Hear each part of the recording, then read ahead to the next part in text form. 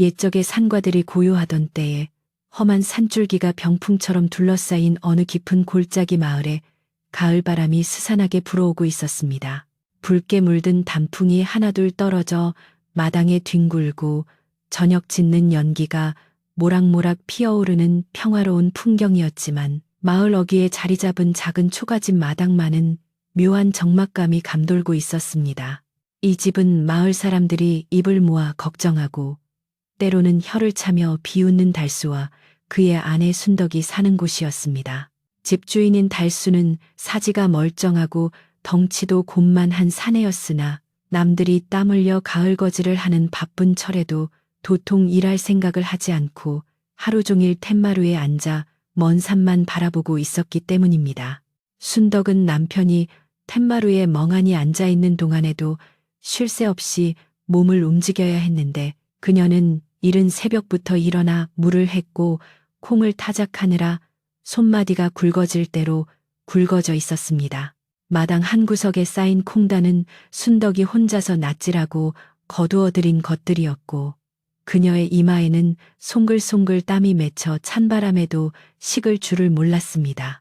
하지만 순덕은 마루에 앉아 낫 한 번 잡지 않는 남편을 원망하는 눈빛으로 쳐다보는 법이 없었으며 오히려 남편의 찻상이 비어가면 조용히 뜨거운 물을 다시 부어주곤 했습니다.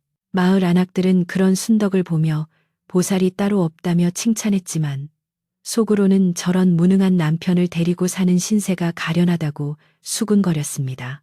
달수는 아내가 콩을 터느라 도리깨질을 하는 소리가 쿵쿵 울려 퍼져도 미동도 하지 않고 손에 쥐고 있는 작은 나무 조각만 만지작거릴 뿐이었습니다. 그가 깎고 있는 나무는 농기구 자루도 아니요 쓸만한 가구 다리도 아닌 그저 정체 모를 몽당나무였기에 보는 이들을 더욱 답답하게 만들었습니다. 달수의 시선은 늘 마을 너머 북쪽 하늘이나 산봉우리 사이로 흐르는 구름에 머물러 있었는데 그 눈빛이 멍한 듯 하면서도 때로는 깊은 우물처럼 알 수 없는 빛을 띠기도 했습니다. 그러나 마을 사람들의 눈에는 그저 일하기 싫어 핑계를 찾는 게으름뱅이의 멍한 눈초리로만 보일 뿐이라 지나가는 동네 개도 달수를 보고 짖지 않을 정도로 그는 마을의 잉여 인간 취급을 받고 있었습니다. 해질녘이 되어 그림자가 길게 늘어질 무렵 마을에서 떵떵거리는 부잣집 아들 칠성이 거드름을 피우며 달순의 쌀이문을 발로 툭 차고 들어왔습니다. 칠성은 매년 흉년이 들어도 곡간이 가득 차는 집안의 자식으로 평소에도 달수의 무능함을 대놓고 조롱하며 즐거움을 찾는 인물이었습니다. 그는 뒷짐을 진 채 마당을 어슬렁거리며 땀 흘려 일하는 순덕은 본체만 체하고 마루에 앉은 달수에게 다가와 짐짓 걱정하는 척 비꼬는 말투를 던졌습니다. 어이, 달수 형님, 오늘도 산신령님하고 바둑이라도 두셨나? 남들은 추수하느라 뼈가 빠지는데 형님은 신선 노름이 따로 없구만 그래. 칠성의 비아냥거림에도 달수는 화를 내기는커녕 사람 좋은 미소를 지으며 들고 있던 나무 조각을 소매 안으로 슬그머니 집어넣었습니다. 오게나, 칠성이, 바람이 차니 자네도 헛바람 쐬지 말고 얼른 들어가게. 달수의 태평한 대답에 칠성은 기가 차다는 듯 코웃음을 치며 침을 콤 뱉었고 순덕이 일하는 쪽으로 고개를 돌려 목소리를 높였습니다. 형수님, 이참에 그냥 저 밭 우리한테 넘기시오. 형님이 농사지을 위인도 아니고 형수님 혼자 저 고생을 해서 언제 입에 풀칠이나 제대로 하겠소. 우리 아버님이 후하게 쳐서 쌀 가마나 보낼 테니 땅 문서 내놓으란 말이오.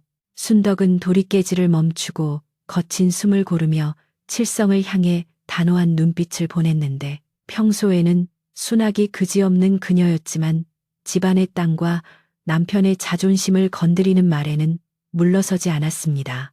도련님, 말씀이 지나치십니다. 우리 남편이 지금은 때를 기다리느라 잠시 쉬고 있을 뿐이지 결코 집안을 내팽개칠 사람은 아닙니다. 그리고 이 땅은 조상 대대로 물려받은 것이니 굶어 죽는 한이 있어도 남의 손에 넘길 생각은 없으니 그만 돌아가 주십시오. 순덕의 목소리는 떨리지 않았고 작지만 단단한 기품이 서려 있어 칠성도 흠칫 놀라 뒷걸음질을 칠 수밖에 없었습니다. 무안해진 칠성은 괜히 마당에 있는 닭을 쫓으며 소란을 피우다 달수에게 삿대질을 하며 으름장을 놓았습니다. 두고 봅시다. 겨울이 닥쳐서 땔감도 없고 쌀도 떨어지면 제 발로 찾아와 살려달라고 빌게 될 테니 그때 가서 형수님 고생시킨 죄를 어찌 다 감당하려고 저러는지 원. 칠성이 씩씩거리며 쌀이문을 나서자 마당에는 다시 고요가 찾아왔지만 순덕의 가슴 속에는 무거운 돌덩이가 하나 얹힌 듯 답답함이 밀려왔습니다. 그녀는 짐짓 아무렇지 않은 척 다시 도리깨를 잡았지만 칠성의 말이 비수처럼 날아와 마음에 꽂혀 쉽사리 빠지지 않았습니다. 달수는 칠성이 사라진 문 쪽을 잠시 바라보다가 다시 무심한 얼굴로 돌아와 아내에게 나직한 목소리로 말을 건넸습니다. 부인, 날이 차니 그만하고 들어오시오. 콩이야, 내일 털어도 되고 모레 털어도 되는 것을. 몸 상하면 약값이 더 드니 쉬엄쉬엄 하구려. 남들은 저런 소리를 들으면 아내를 위하는 다정한 남편이라 하겠지만 지금 상황에서는 불난 집에 부채질하는 소리나 다름없었습니다. 하지만 순덕은 남편의 그 말 속에 담긴 묘한 온기를 믿었기에 대꾸 없이 땀을 닦으며 주섬주섬 일감을 정리하기 시작했습니다. 다음 날 아침, 순덕은 쌀을 씻어 아침을 안 치고 물동이를 인 채 마을 우물가로 향했는데 이미 그곳에는 부지런한 마을 안악들이 모여 앉아 빨래를 하며 이야기꽃을 피우고 있었습니다. 순덕이 나타나자 왁자지껄하던 소리가 잠시 잦아들더니 이내 눈빛을 교환하며 쑥덕거리는 소리가 들려왔습니다. 저기 순덕네 오네. 아이고, 팔자도 기구하지. 어제는 칠성네가 가서 땅 팔라고 난리를 쳤다며? 말도 마. 그 남편이라는 작자는 옆에서 구경만 하고 있었다지. 뭔가 사지가 멀쩡한 사내가 처자식 고생하는 걸 보고도 어찌 저리 태평한지 내가 다 속이 터져. 순덕은 못 들은 척물을 길어 올렸지만 찰랑거리는 물소리 사이로 들려오는 동정 섞인 비난은 피할 수가 없었습니다. 그때 허름한 장삼을 걸친 노승 한 분이 지팡이를 짚고 우물가에 나타나 목을 축이기를 청했습니다. 안악들은 낯선 스님의 등장에 입을 다물었고 순덕은 공손하게 바가지에 물을 가득 담아 노승에게 건넸습니다. 시원하게 물을 들이킨 노승은 수염에 묻은 물방울을 털어내며 순덕의 얼굴을 빤히 쳐다보더니 대뜸 엉뚱한 소리를 던졌습니다. 댁의 집 지붕 위에 범이 한 마리 웅크리고 있구먼. 아주 커다란 범이야. 안악들은 노승이 노망이라도 든 줄 알고 킥킥거리며 웃었지만 순덕은 바가지를 쥔 손에 힘을 주며 노승의 눈을 똑바로 바라보았습니다. 노승은 주변의 비웃음에도 아랑곳하지 않고 지팡이로 땅을 툭툭 치며 말을 이었습니다. 지금은 털을 고르느라 웅크리고 있지만 때가 되면 포효하며 산천을 울릴 것이야.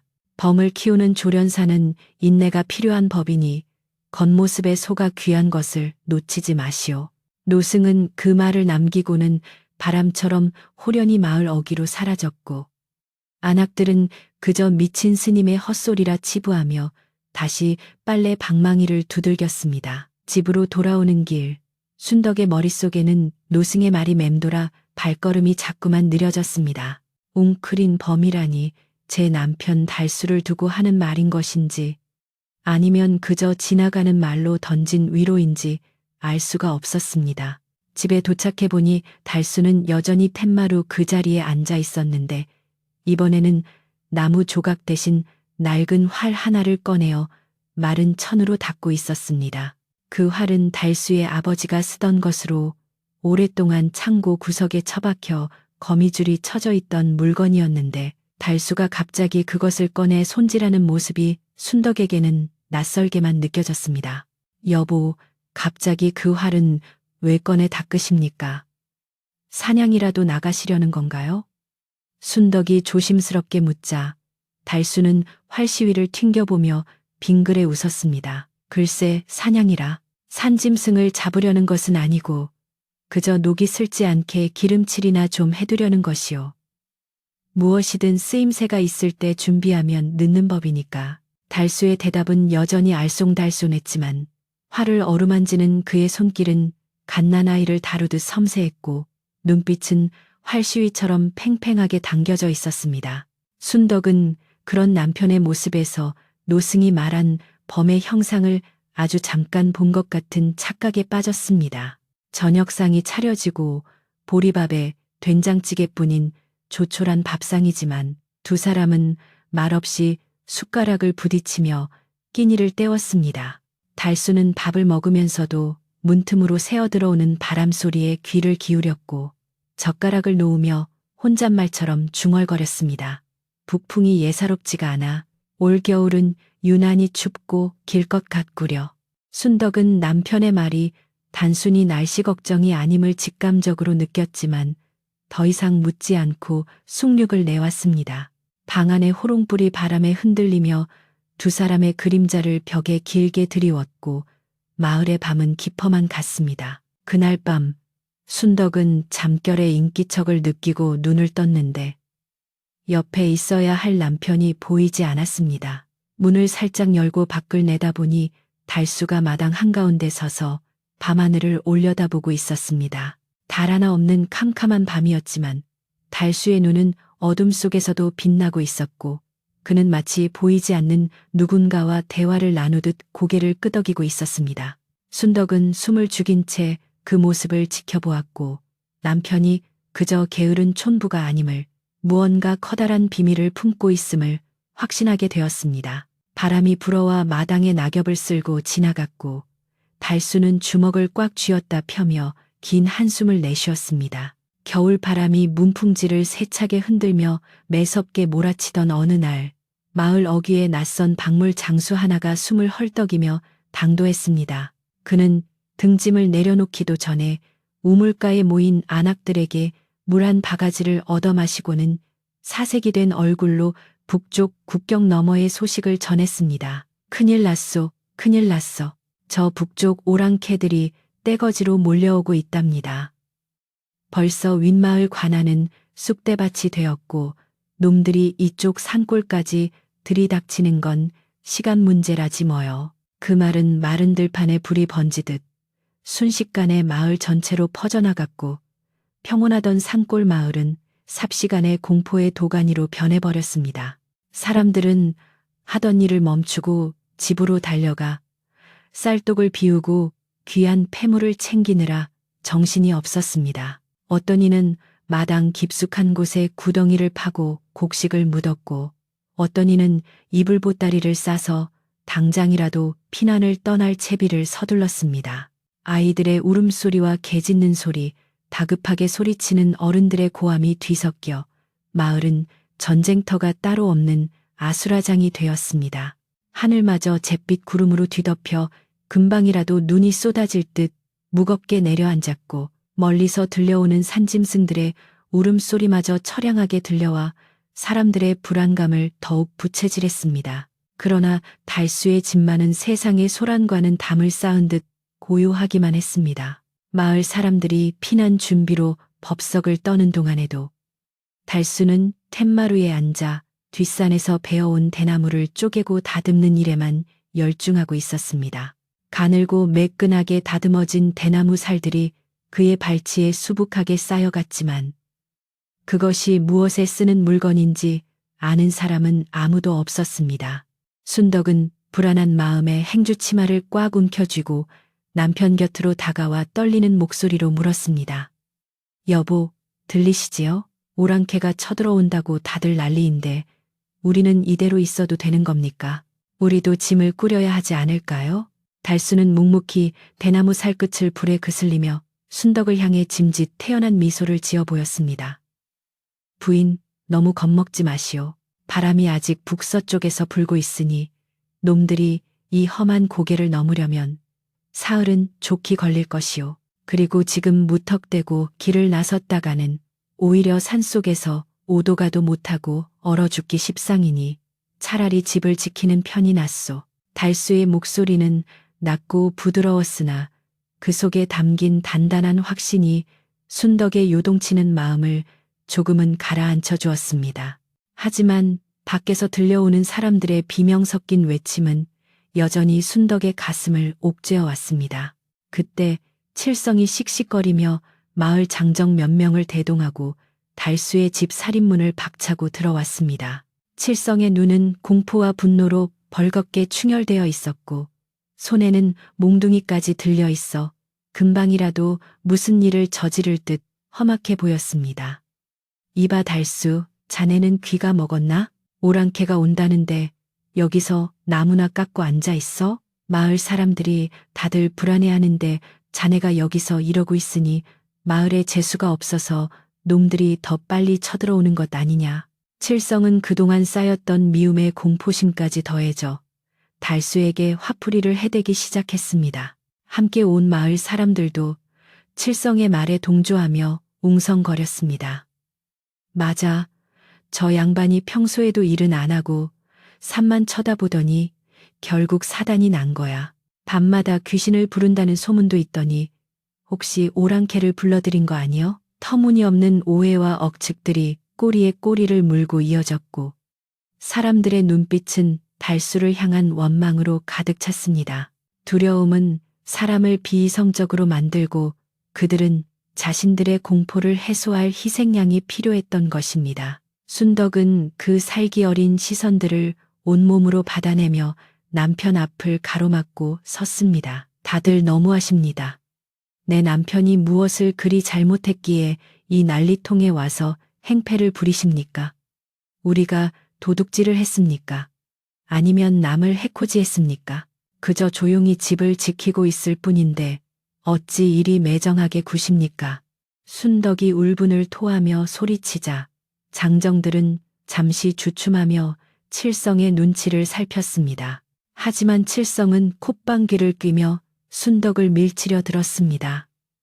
비키시오 형수님, 이참에 마을에 부정 타는 것들을 싹 다 몰아내야 우리가 살 수 있단 말이오. 당장 이 집을 비우고 산 너머로 꺼지시오. 순덕이 바닥에 넘어지려던 찰나 언제 일어났는지 달수가 순덕의 팔을 단단히 붙잡아 부축해 주었습니다. 그리고는 천천히, 아주 천천히 칠성을 향해 고개를 돌렸습니다.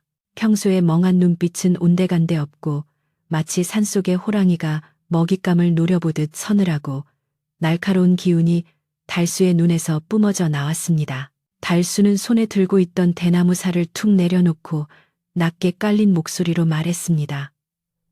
칠성이, 자네가 지금 두려운 건 알겠네만 내 아내에게 손대지는 말게. 그리고 이 집에서 나가는 건 내가 알아서 할 테니 자네는 가서 자네 집 곳간이나 잘 단속하게나. 달수의 기세에 눌린 칠성은 쥐고 있던 몽둥이를 슬그머니 내리며 뒷걸음질 쳤습니다. 평소 바보 취급하던 달수에게서 처음 보는 위압감이 느껴지자 칠성은 등골이 오싹해짐을 느꼈습니다. 두고 보자고.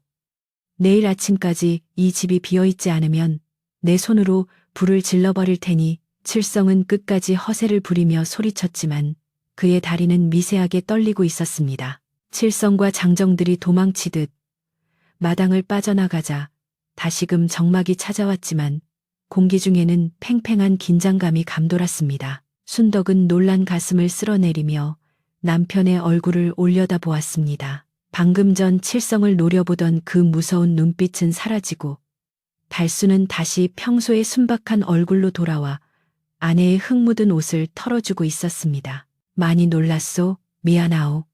내가 못난 탓에 부인까지 이런 험한 꼴을 당하게 했구려. 달수의 따뜻한 손길에 순덕은 참았던 눈물을 터뜨렸습니다. 억울함과 서러움, 그리고 알 수 없는 두려움이 뒤섞인 눈물이었지만 달수는 아무 말 없이 그녀의 어깨를 토닥여줄 뿐이었습니다. 그날 밤 마을은 피난을 떠나는 사람들의 발자국 소리로 밤새 소란스러웠습니다.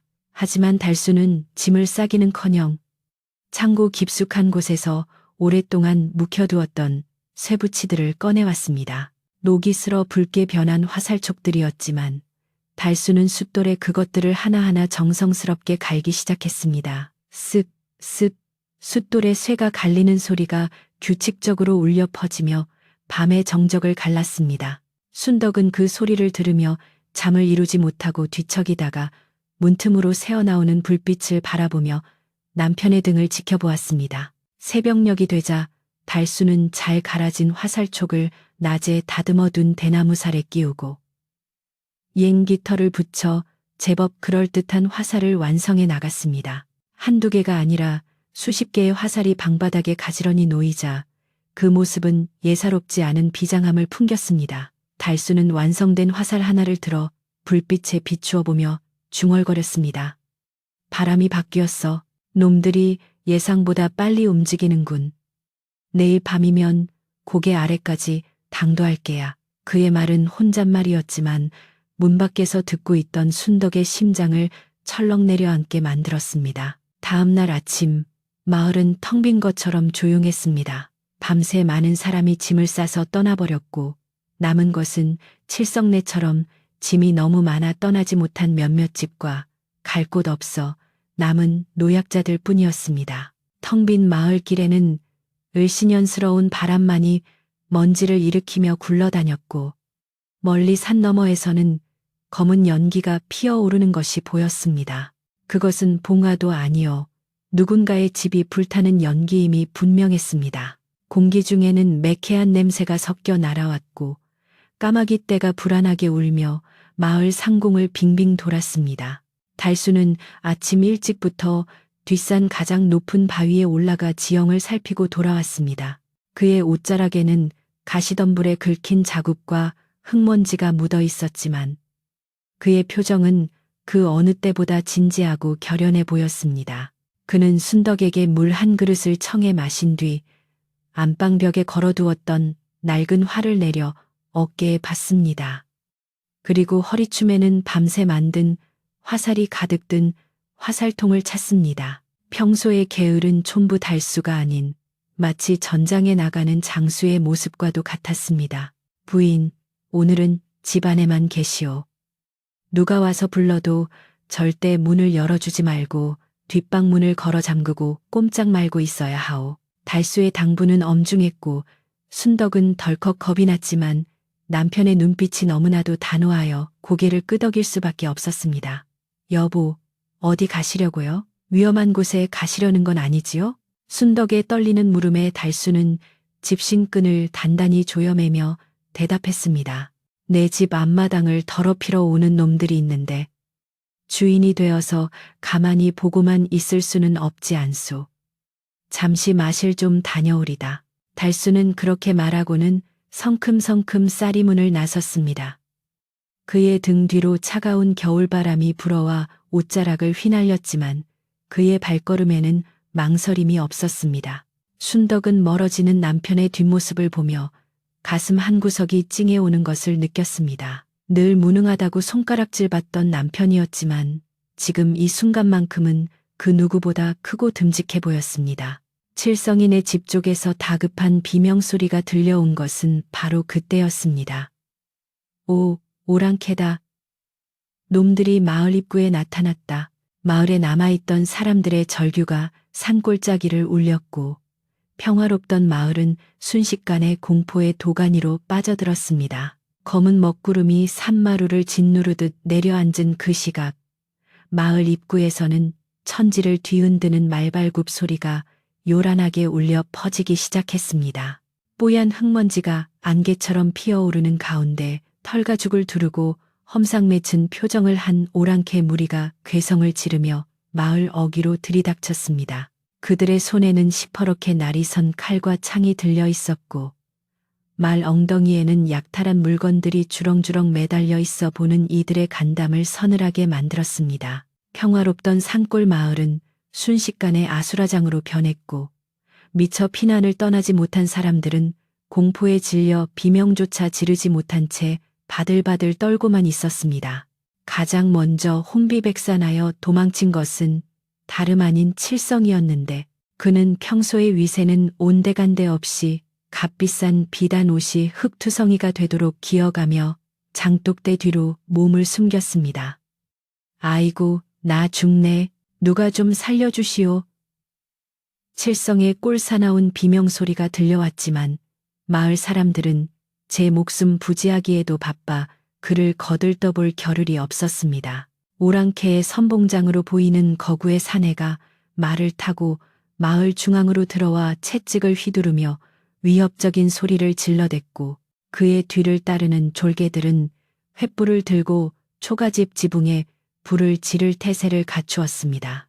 마을은 그야말로 풍전등화의 위기에 처해 있었습니다. 바로 그 절체절명의 순간 마을 사람들의 눈에 기이한 광경이 목격되었습니다. 모두가 숨을 곳을 찾아 땅바닥을 기고 있을 때 유유히 지붕 위로 올라가는 사내가 있었으니 바로 달수였습니다.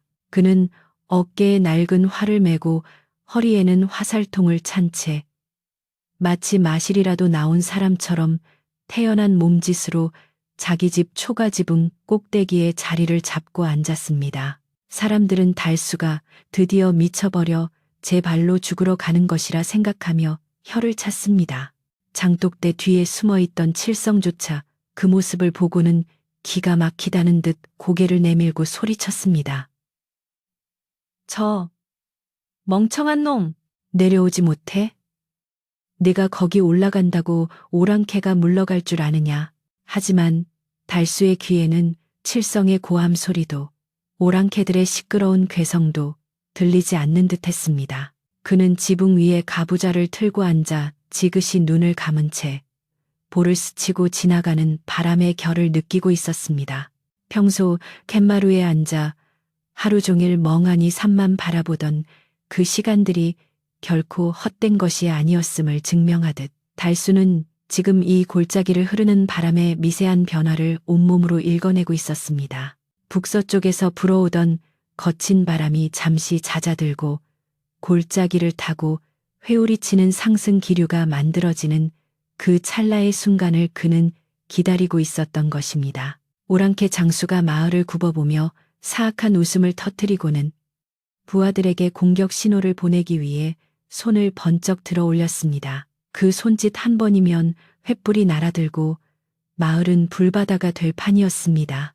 놈들의 거리는 활을 쏘기에는 너무 멀어 보였고 일반적인 사수라면 화살이 닿기도 전에 힘을 잃고 떨어질 거리였습니다. 마을 사람들은 이제 다 끝났다고 생각하며 눈을 질끈 감았고 여인들은 아이들을 품에 안고 흐느끼기 시작했습니다. 공기 중에는 매캐한 냄새와 함께 죽음의 그림자가 짙게 드리워졌습니다. 그때 달수가 천천히 눈을 뜨며 등 뒤에서 화살 하나를 뽑아 활시 위에 걸었습니다. 낡아서 삐걱거릴 것 같았던 활은 달수의 단단한 팔 힘을 받아 팽팽하게 휘어졌고 시위를 당기는 소리가 묵직하게 허공을 갈랐습니다. 달수의 눈빛은 더 이상 멍청한 촌부의 것이 아니었습니다.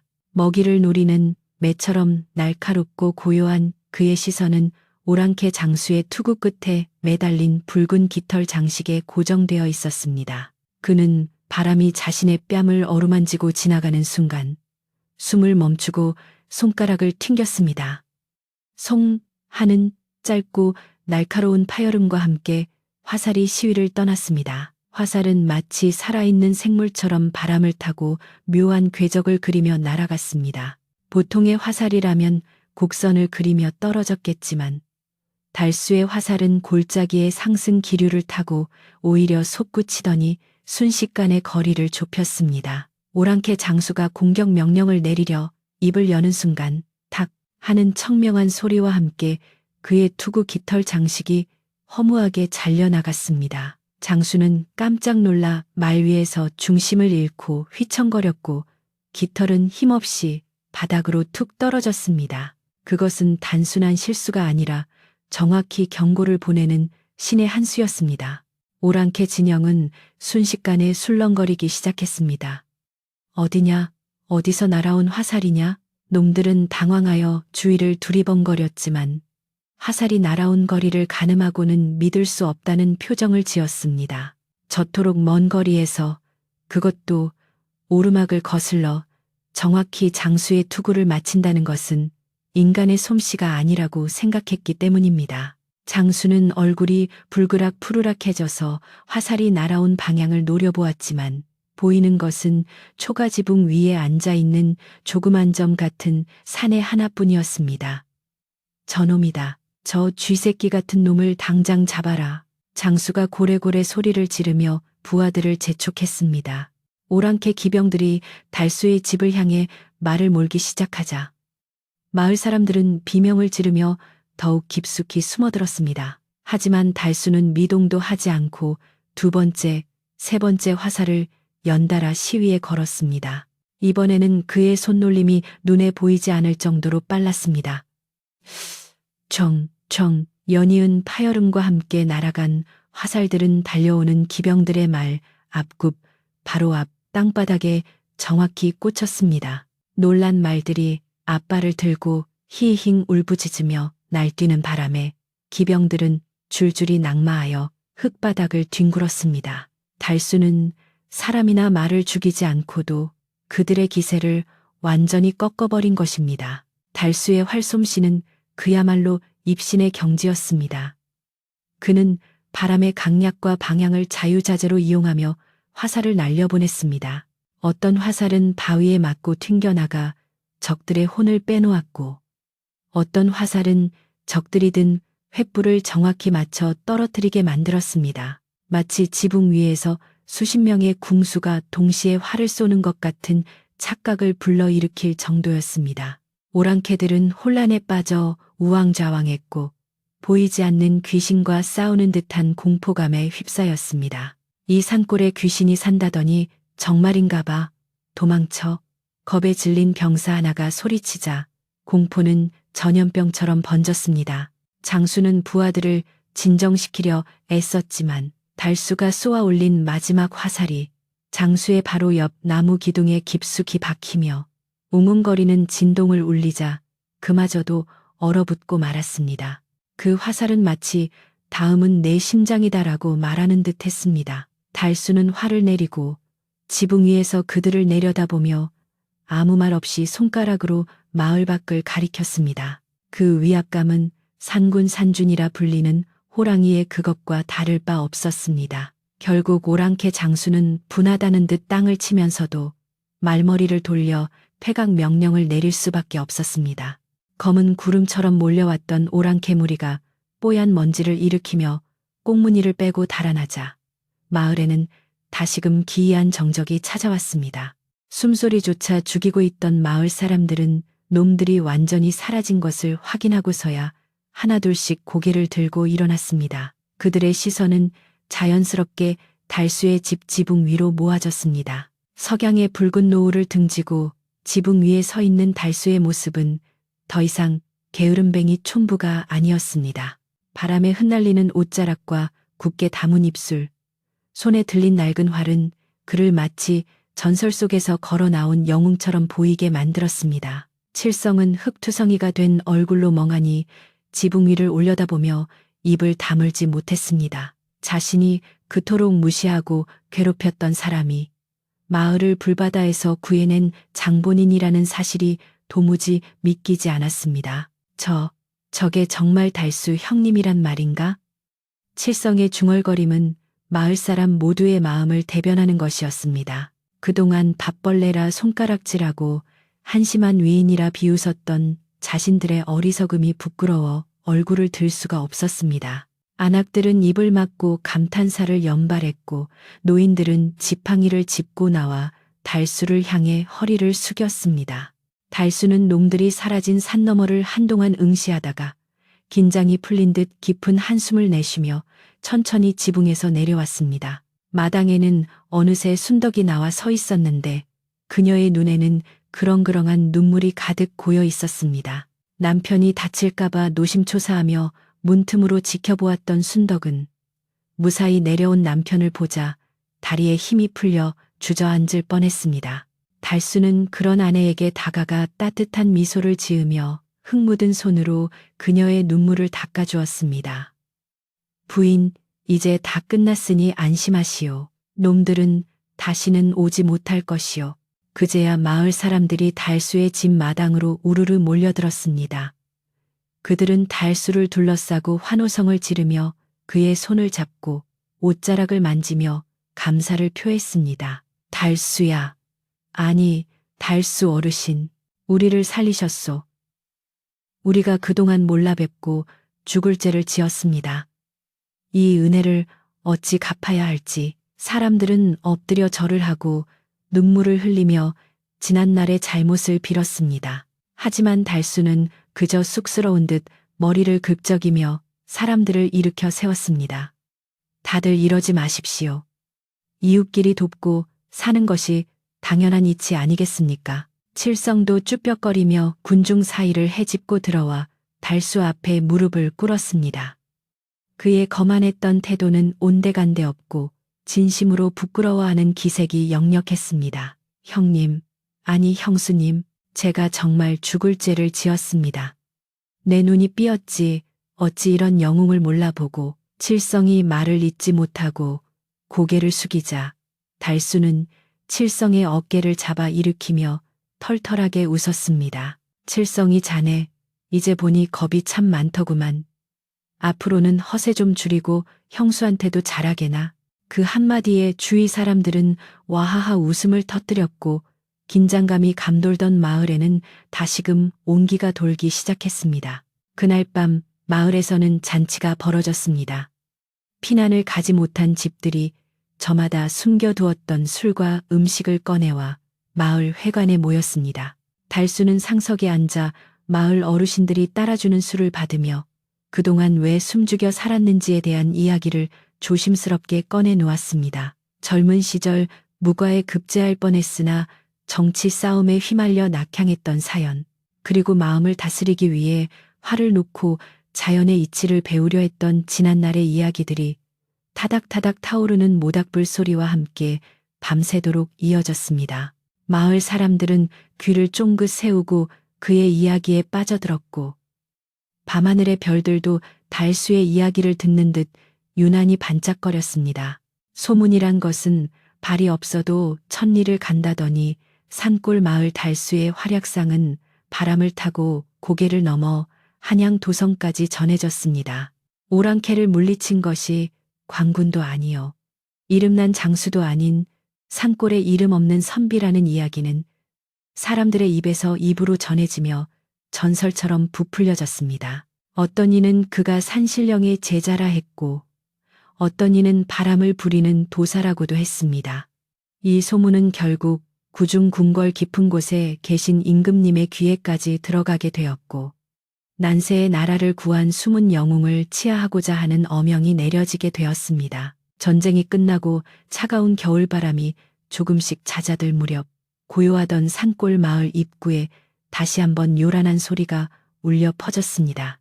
이번에는 살기등등한 오랑캐의 말발굽 소리가 아니라 징과 꽹과리를 울리며 들어오는 화려한 어가 행렬이었습니다.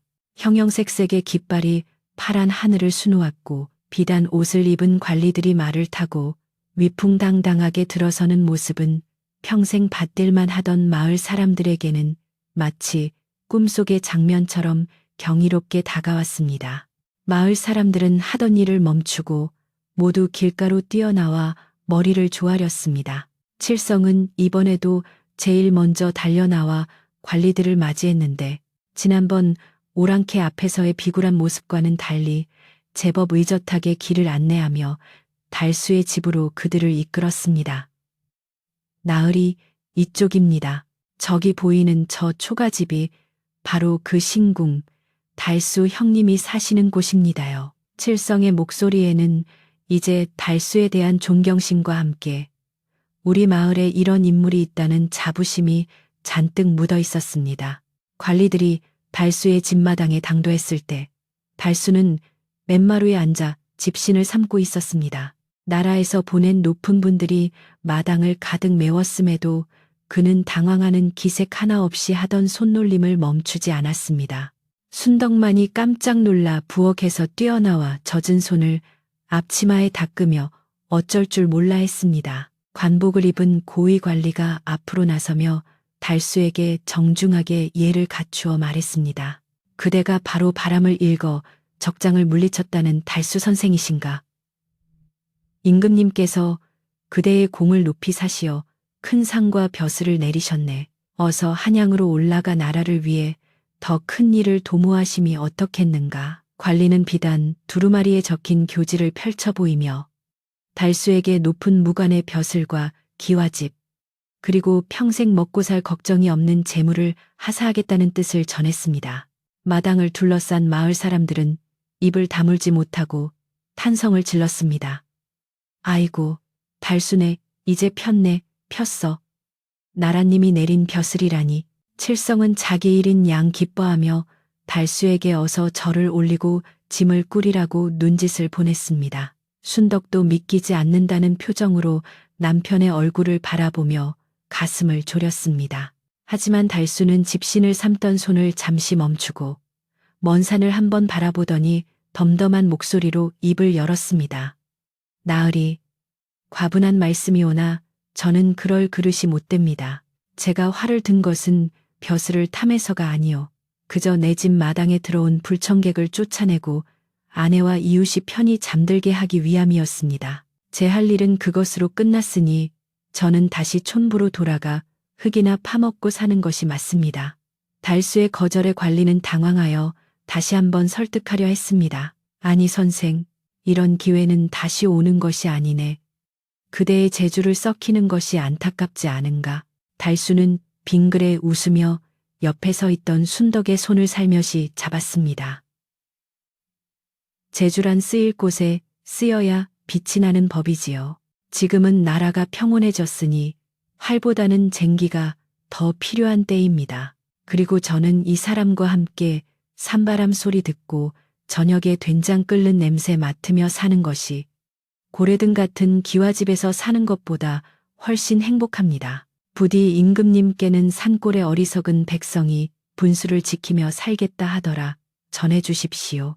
달수의 목소리는 부드러웠으나 그 속에 담긴 의지는 천근 바위처럼 묵직하여 더 이상 누구도 토를 달 수 없게 만들었습니다. 결국 관리들은 달수의 고집을 꺾지 못하고 임금님이 하사한 비단과 곡식만을 남겨둔 채 발길을 돌려야 했습니다. 화려한 행렬이 마을을 빠져나가자 마을 사람들은 아쉬워하면서도 한편으로는 달수의 결정에 고개를 끄덕였습니다. 역시 달수 어르신다워 욕심이 없으니 그토록 신묘한 화를 쏠 수 있었던 게지. 그렇고 말고 우리 같으면 당장 짐 싸서 도망갔을 텐데. 정말 대인배야. 사람들은 달수를 더욱 경외의 눈빛으로 바라보았지만 달수는 그저 웃으며 남겨진 곡식을 마을 사람들에게 골고루 나누어 주라고 일렀습니다. 겨울이 지나고 얼음이 녹아 계곡물이 졸졸 흐르는 봄이 찾아왔습니다. 마을 뒷산에는 진달래가 붉게 피어나고 밭에는 아지랑이가 피어올라 평화로운 기운이 감돌았습니다. 달수의 집 마당에도 봄 기운이 완연하여 겨우내 움츠렸던 닭들이 활기차게 모이를 쪼고 있었습니다. 이제 마을 사람들은 아무도 달수를 게으름뱅이라 부르지 않았습니다. 오히려 그가 탄마루에 앉아 멍하니 산을 보고 있으면 무언가 깊은 뜻을 헤아리고 있을 것이라 여기며 조용히 지나가곤 했습니다. 칠성도 틈만 나면 좋은 술이나 고기를 들고 찾아와 달수에게 세상 돌아가는 이치를 묻곤 했습니다. 어느 따스한 봄날 저녁 달수와 순덕은 툇마루에 나란히 앉아 차를 마시고 있었습니다. 붉은 노을이 서산 너머로 지고 보랏빛 어둠이 마을을 포근하게 감싸 안는 시간이었습니다. 순덕은 찻잔을 만지작거리며 조용히 남편에게 물었습니다. 여보, 정말 후회하지 않으십니까? 그때 한양으로 가셨으면 호의호식하며 편히 사셨을 텐데 저 때문에 이 고생을 계속하시는 건 아닌지. 순덕의 마음 한구석에는 여전히 남편의 앞길을 막았다는 미안함이 남아 있었던 것입니다. 달수는 찻잔을 내려놓고 순덕의 어깨를 감싸 안으며 밤하늘에 하나둘 떠오르는 별을 가리켰습니다. 부인, 저 별들을 보시오. 아무리 화려한 궁궐의 등불이라 한들 저 밤하늘의 별빛보다 아름답겠소.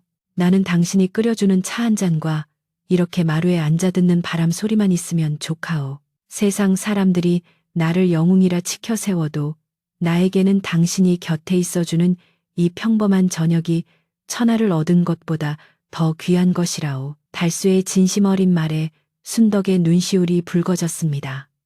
그녀는 남편의 어깨에 머리를 기대었고 달수는 아내의 거친 손을 자신의 크고 따뜻한 손으로 덮어주었습니다.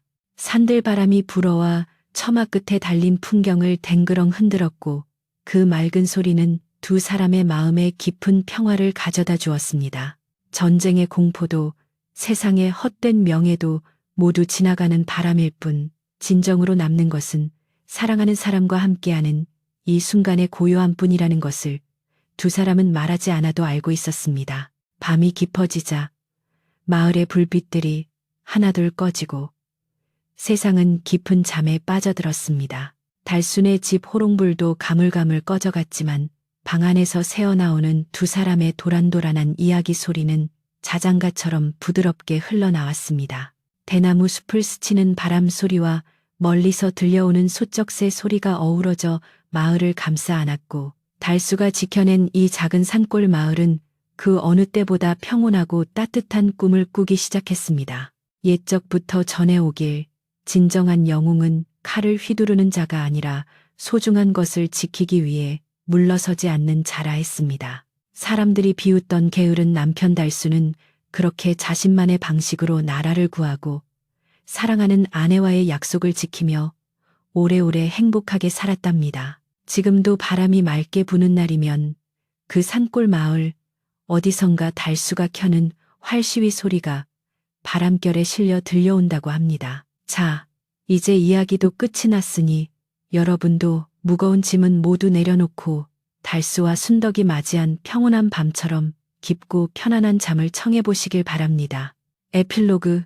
그 후로 오랫동안 산골 마을에는 이야기는 끝이 났지만 혹시 아쉬운 마음에 잠 못 이루는 분들을 위해 아주 짧은 뒷이야기를 조금 더 들려드릴까 합니다. 달수와 순덕이 평온한 밤을 맞이한 뒤 그 산골 마을에는 어떤 시간이 흘렀을까요? 세월은 유수와 같아 달수의 머리에도 순덕의 머리에도 하얀 서리가 내려앉았습니다.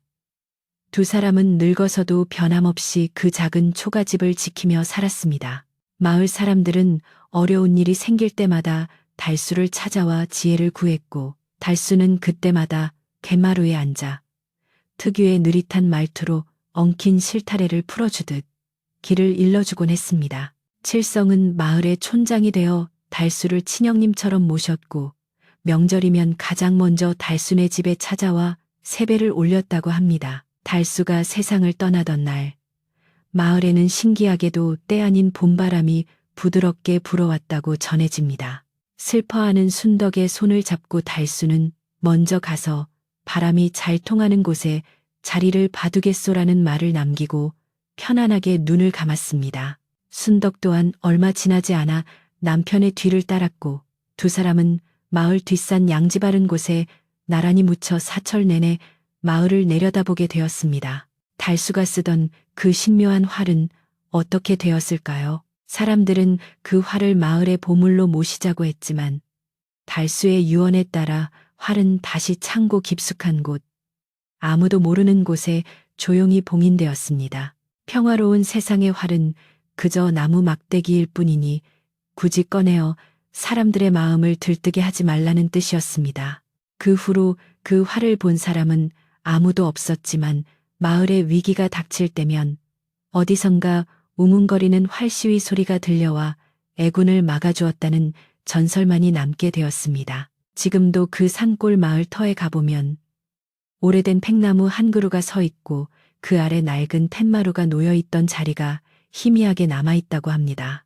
바람이 대나무 숲을 지나갈 때 나는 사그락 소리는 마치 달수가 나무를 다듬는 소리 같고 저녁 무렵 피어오르는 안개는 순덕이 짓던 밥 짓는 연기처럼 포근하게 산자락을 감쌉니다. 욕심 없이 제자리를 지키는 것이 얼마나 위대한 힘이 되는지 보여주었던 두 사람의 이야기는 이제 밤바람에 실려 여러분의 창가에도 머물고 있습니다. 오늘 밤 여러분의 꿈속에도 달순의 마당처럼 따뜻한 햇살과 시원한 바람이 깃들기를 바랍니다. 무거운 걱정은 달수가 쏘아 올린 화살에 실려 저 멀리 날려보내시고 이제는 정말 편안하고 깊은 잠에 드시길 바랍니다. 평안한 밤 되십시오.